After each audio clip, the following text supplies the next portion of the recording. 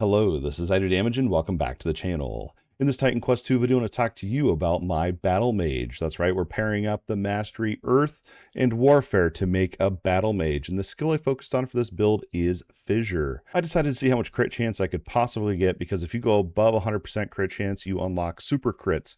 I do feel like it's a little bit early in lack of content with level 40 being the cap currently to really fully test the capabilities of super crits, but I'm excited to talk about this build with you here today.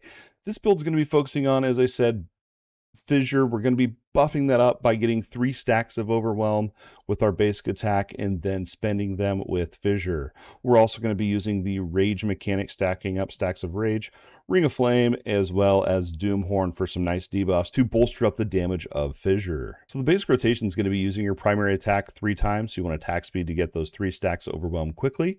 Then you're going to do Doom Horn to debuff them, and then you're going to go ahead and slap them with that Fissure, which we are converting into a weapon ability. It's all going to be timestamped down below, so if there's something you want to know specifically about this build, just make sure you check out those timestamps. And speaking of which, if I were to re-level up this build, the order that I'm going to go over all of the abilities as well as their modifiers is the order that I would do it if I were to re-level up this build again. And same with the passives and everything else. So let's go ahead and talk about the Battlemage. Went ahead and jumped into the gameplay here, and I'm going to try to have some gameplay popping up here as well so you can see what it actually looks like out in the field. And honestly, the last like 3 levels from level 37 to 40, I spent just running around the world, killing my leveled up world and stuff like that.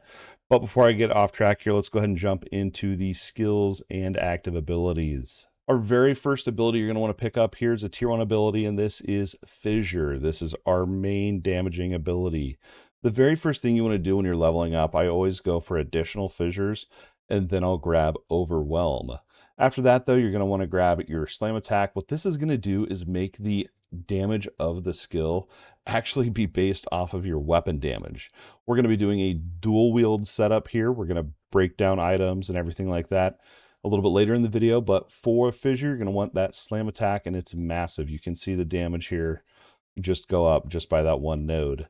And then this also is going to come into play with some other passives and stuff that we'll be scaling weapon damage from. The very last thing you're going to want to do, and these are just kind of dump points here, is 3 points into enhanced damage. Now, if you wanted to turn this into an ailment type of build and basically, get rid of all the crit for all the ailment chance and ailment power, you could go Lava Fissure. I have tested this out, and it's really, really powerful, actually, although it does cost more energy. But make sure you're subscribed to the channel so when I drop that video and that build setup, you don't miss out on it. So this is how your Fissure ability will look. There's other things I tried while leveling up. If you hit a stunned enemy, it will trigger a shockwave, because by default, this is a strike ability. Wasn't a big fan, and especially when it comes to farming bosses, you're not going to be stunning bosses. So this one's not really effective there. And then spikes is another one. Again, if you wanted to do a ailment, you could do a bleed build based off of this if you wanted to. But this is how I have Fissure set up for me. Next up, you're going to pick up this aura ability here. This is Earth Enhancement. This is just a toggle ability. When you have it on, a portion of your mana is sealed. Energy, mana, I use interchangeably. I try to say energy because that's the actual correct term, but if I say mana, I mean energy. I apologize for that. So you get Earth Enhancement here. You'll toggle it on. It'll seal up a portion of your energy meter, but you're going to get some pretty good buffs here. By default, it's going to give you increased fire damage, which we don't really care about here. What we do care about is the physical damage. And then on top of that, you're going to go 5 out of 5 to get even more of that benefit here. You can see it. That's how we're getting up to the 60%. 5 out of 5. And then you're going to put 1 point here into conservation. And then lastly, you'll finish it out here with stone imbuement. This is going to give you weapon strike damage, which is just going to buff up your actual damage of your Fissure even more, since remember it does scale off weapon damage. So that's going to be Earth Enhancement. You're 17 out of 17. This is what that will look like here. And if you're having mana issues, you could go out of Stone Imbuement and go to Conservation, but you should be fine. This is the setup I've been running for a while now. Our next ability here, and this is going to be a tier 3 ability, so if you don't have this quite yet, you could go into the Doom Horn since this is only a tier 2 ability, but we're going to keep on track here. So if you're working on like how should I level up or whatever, when we get to the Doom Horn, if you don't have access to your Ring of Flame yet, you would want to go here into the Doom Horn. But for now, hopefully you've been following your main story quests, and you have enough points and divinity here to get to this tier 3 Ring of Flame ability. So this one by default is an active ability, but we're going to spec into this to make it so it's always up. And the reason for that is because this is providing a -2 armor value. So in theory, making our Fissure do more damage to the monsters. And this is just always going to be up as long as they're within your fire AoE ring here. So you're going to just go 5 points into Ring of Flame. The first one you're going to want to pick up is Permanency. And then after that, you're going to go 3 out of 3 Weakening Heat. The other ones in here just kind of make this do more fire damage. And we're focused on physical damage. So this one literally is just for that reduction to the monster's armor values. Next up is Doomhorn. So like I said, if you didn't have enough points here to get to your Ring of Flame, you could pick up Doomhorn. This is a tier 2 ability over in Warfare, though. We're going to go 9 out of 17 points into Doomhorn. By default, Doomhorn will reduce enemies' resistances and allowing you to hopefully hit them for more physical damage with Fissure. But we're going to go 3 points here into Follow-Up, and this is going to actually give you an attack speed and a damage buff for 1 second. So that's why we're going to be doing this right before every cast of Fissure, just so we make sure we're getting that 60% increased damage for that 1 second here. And we're also going to go 3 out of 3 Frail. And what this is going to do is reduce that monster's resistances even more. So that's Doomhorn here for you. Next up, and this is a tier 3 ability over in Warfare, this is Battlefield Awareness. We're going to go a full 17 out of 17. Now you have options with this one. So the way I have it set up right now is I went 5 out of 5 glancing hits. Basically, this gives you a chance that when you're hit to take reduced damage. I put this on because I had no glancing really at all, and I'd like to have a little bit just for survivability's sake. And then I put 5 out of 5 into Conservation. And again, this is just like that Earth Enhancement ability where you're going to toggle it on and it'll seal up a portion of your energy meter. And this one works that same way. A couple other options you have is, let's say you have a bunch of glancing on your gear, but you're lacking resistances. You can grab resistances here, and it's actually quite a lot. It's 25 resistances down the board here for all of your elemental resistances. Yeah, I'm all about that glancing right now. And another really good one, if you're having energy issues and maybe you haven't found energy regen on your gear, things like that, you can also put 5 out of 5 here into Inspiration. Originally, I was running 5 out of 5 Inspiration and then the glancing and not worrying about Conservation. But look how much energy this reserves. It's actually not a lot, but when you get your other aura or toggleable ability here, you can't even get like a full horn and Fissure off almost. It's really, really costly. So that's why I'm all about that Conservation here. So that's how I have my Battlefield Awareness set up. 5 out of 5 glancing, 5 out of 5 Conservation. Over to your primary attack, and you could put points into this a little bit sooner if you really want to get more of the rage stacks going. And you actually may want to bump this up and maybe do this like second or third or something like that if you're following the order of skills. And this is going to be your source of rage gains. So once you're speccing into like the rage passives and stuff like that, you're definitely going to want to come over here. And this is your primary attack under the core tab. And the one we're going to put here is 3 out of 3 points into Onslaught. What this is going to do is give you rage on the first enemy hit with each attack. And you're also going to get more attack speed per rage. Now, we can get rage. By default, it's 10 stacks. I think we have it so we can get up to 13 with this build. And lastly here, we're going to put 3 out of 3 points into Heavy Impact. And this is going to convert your weapon attack into strike damage. And it also has a chance to do a little bit of splash. But the big thing here is we are going for strike damage on our gear and everything. So this just kind of helps bolster that up as well. And also, this was one of the first builds where I just had a few extra points that I really didn't know what to do with. So what I originally did with my extra points was I put them into barrier. But then I remembered if you put points into dodge, it's actually really powerful. And this one's pretty good early on too as well. But there's 2 in here. So the first one is your dash attack. So when you dash for a second and a half, so not for very long, but you get a 60% increased damage and 150% increased crit chance for 1.5 seconds. It's pretty cool. I mean, you just dodge and you can see the buff right down here. You can see it does not last long at all. But I just thought that was a good way to spend my points here. So that's your dash attack. And then I also go 3 out of 3 Celerity. This is after you dodge, you get 45% increased all speed. And I was like, does that even mean attack speed? And guess what? It actually does. You can see I have my attack speed right here. Look when I dodge. It goes up by quite a bit there. So pretty cool. So that's where I put my last 9 points. We go 9 out of 17 into dodge for your 3 out of 3 dash and 3 out of 3 celerity here for even more damage.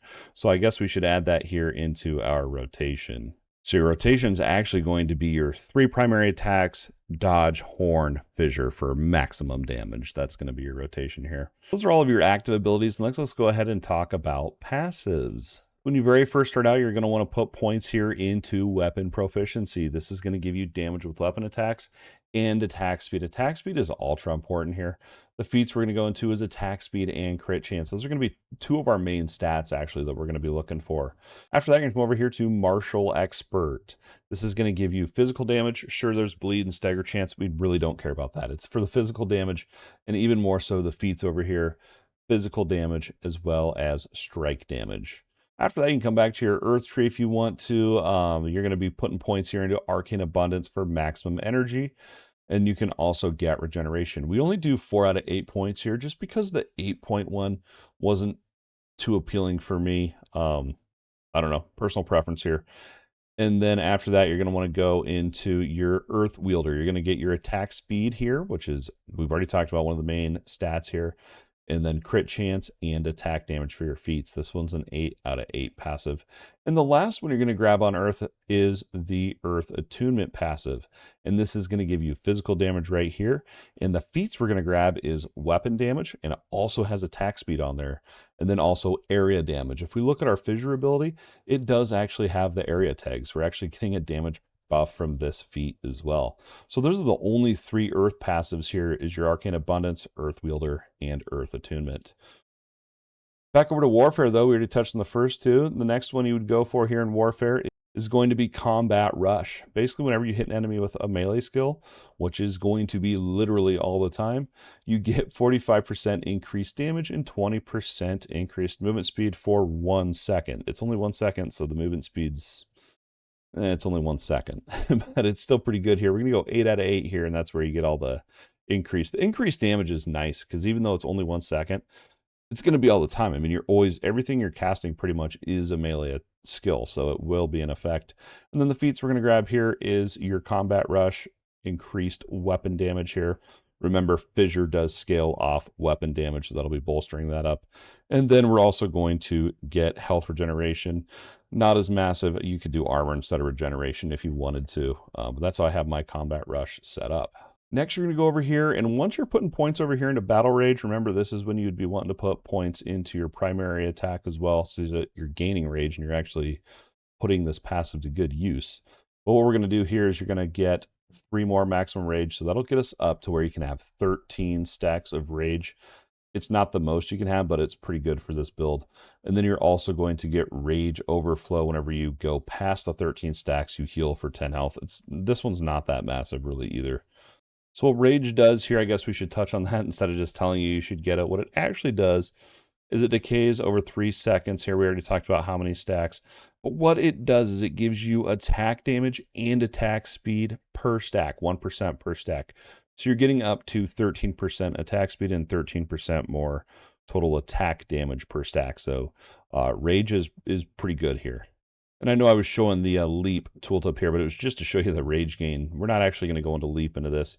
I did try it out with this build, but I just, at the end of the day, wasn't a fan, and I found it more useful putting points elsewhere. So after you've gone into your Battle Rage, you got your Rage amount, your Rage Overflow, you're going to want to come over here to Battle Hardened, and this is going to give you increased health and armor, which is really great. Health is super important in this game. And then for your feats, increased health and health regeneration.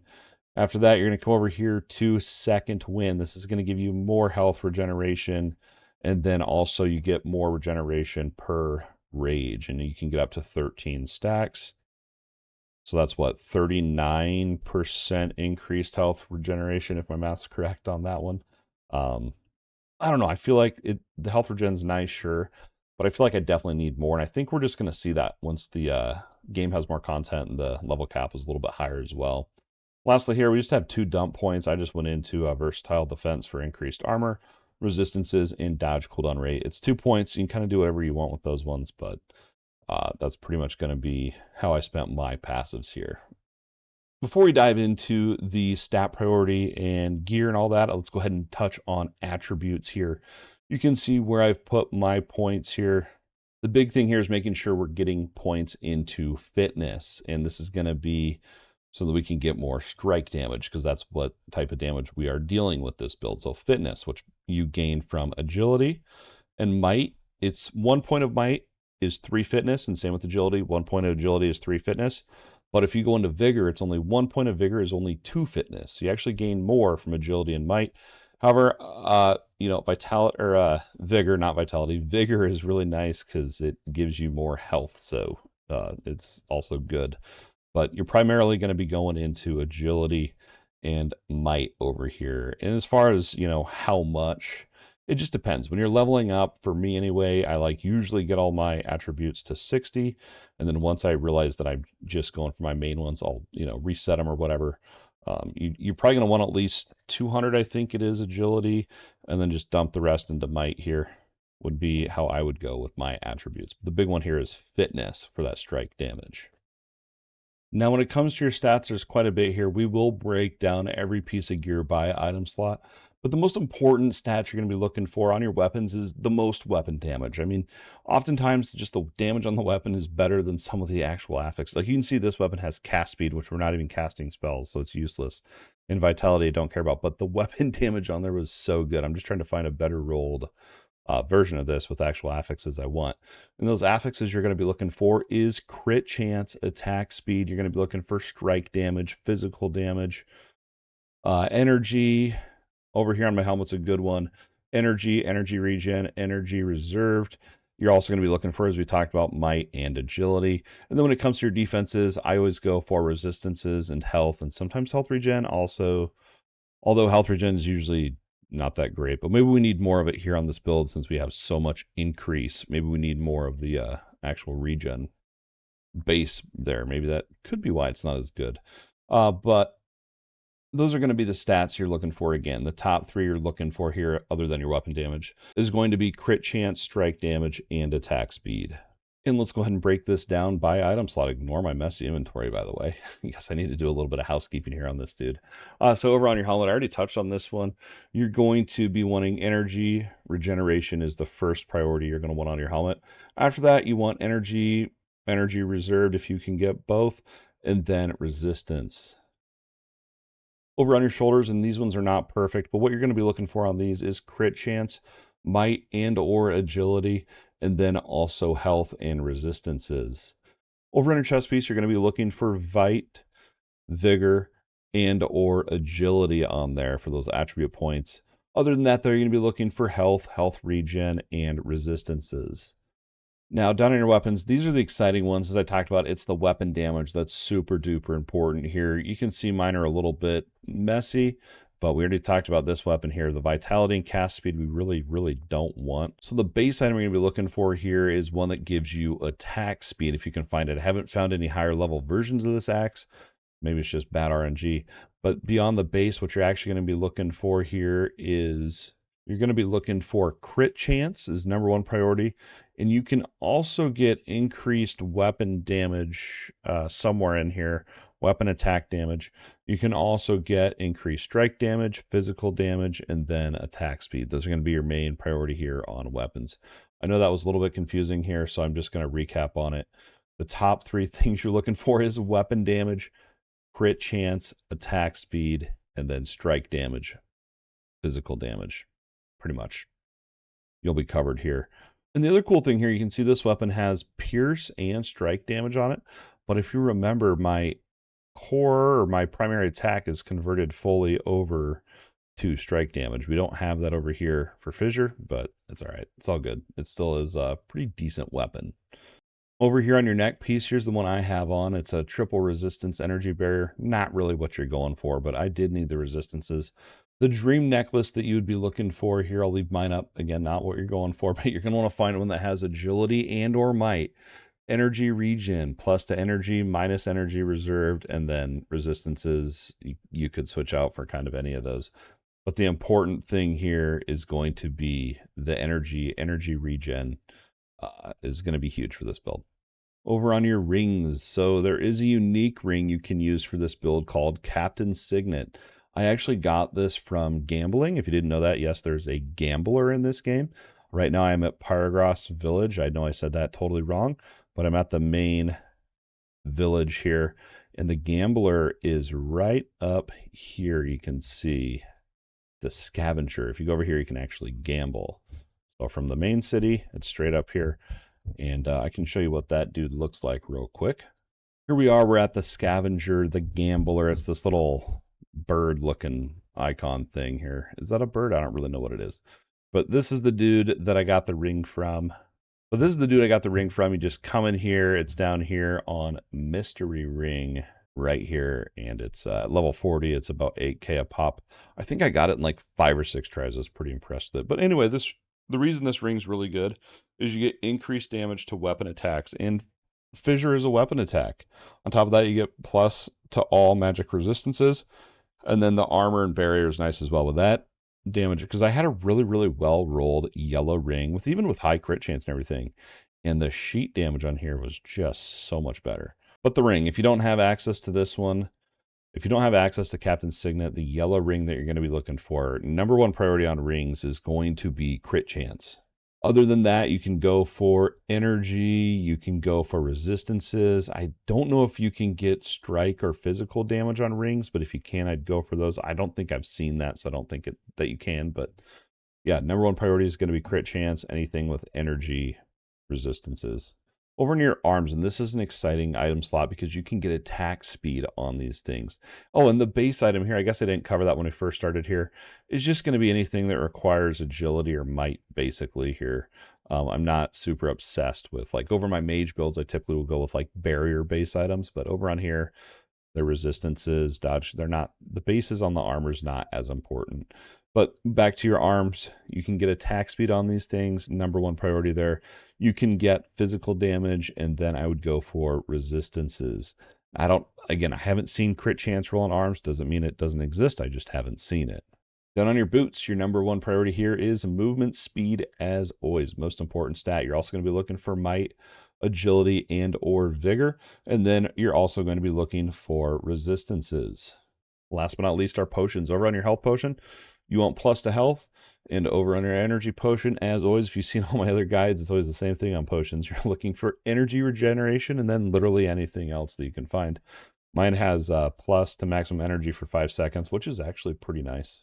That's like the major part of the build. Last thing I want to do here is just go over some fun stats with you here. You can see my maximum health is just shy of 2K with 80 health regen per second. You can see my energy regen. But what I always like to show off here, just so kind of people know what I'm running and what my sheet actually looks like here. For strike, increased damage is 241%.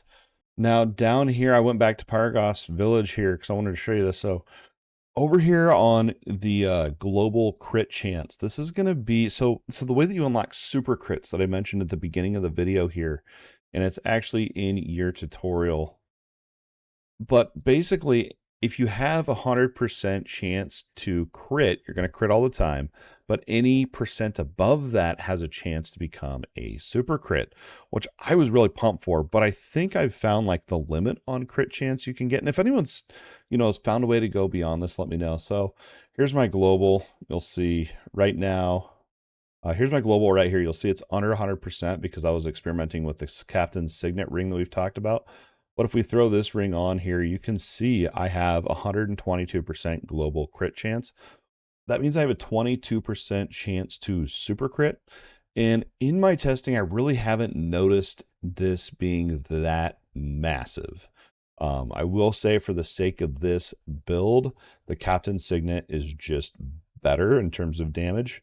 But as I mentioned at the beginning of the video here, I think we're just simply limited to the fact that we can only get to level 40. I mean, we only have access to Act 1 right now. I think that we will see super crits become even more important as we get more options, more gear, more content, things like that. And then our resistances down here, you can see, actually are not terrible.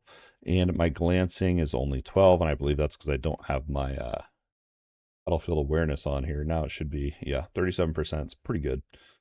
Resistances could use a little bit of work, but yeah, that's the fun stats that we're working with here. In closing here, and just kind of some final thoughts about the build and this whole thing here. As I said at the beginning of the video, this isn't the strongest build I've ever played. And I didn't really set out to do that. Usually what I do when I make a build is I pick a skill and I decide to try to push it to its limit and see what I can do with it. And that's what I did here as well. Now, I did try the ailment variant of Fissure, which is turning it into fire and stacking up a whole bunch of other ailments. That one's still a work in progress, but make sure you subscribe to the channel and make sure you don't miss out on that when I do push that build guide out as well. I have a feeling it'll actually end up being stronger than this build, but in this one, I really wanted to test that crit chance, that super crit chance mechanic. And, I think it was maybe a fail just simply because, we don't have access to everything like I've already mentioned. But there's so many other builds to experiment with this game, and this Fissure build I had a lot of fun experimenting with. When I very first started out, I was doing the shockwave setup that I talked about on Fissure, where you do an explosion if you hit a stunned enemy. It doesn't really work on bosses, so that was kind of a fail. Although it was good for map clearing. And then like I said, I've tried the ailment one and it was very strong. I think it will be more powerful than this one. But then once I realized how crits and super crits work in this game, I really wanted to test it out. And I wanted to go ahead and share my findings with you. And that's going to wrap it up for this Titan Quest 2 Battlemage Fissure Build Guide. Hopefully you found this video useful and or entertaining. If so, don't forget that like button and subscribe to the channel if you think I've earned it. Please consider becoming a YouTube channel member today. The support helps more than you know. But don't forget, your view alone means the absolute world. As always, thanks for watching, and we'll see you in the next video.